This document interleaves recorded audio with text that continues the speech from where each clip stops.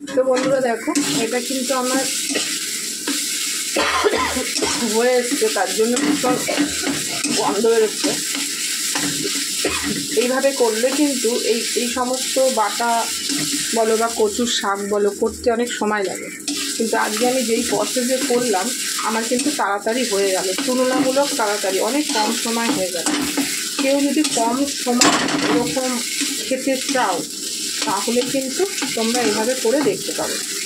তোমরা যদি আবারও চাও রেসিপিটা, কেউ যদি স্কিপ করে দিয়ে থাকো তাহলে কিন্তু আমি আবারও দিয়ে দেবো।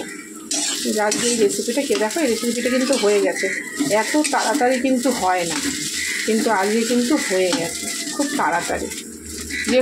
যেহেতু এটার মধ্যে যে উপকরণগুলো দরকার সেগুলো আমি আগে অলরেডি ভেজেই দিয়েছি, পেস্ট করেছি এই শাকের সাথে, তো সেই কারণে কিন্তু আজকে তাড়াতাড়ি হয়ে গেছে।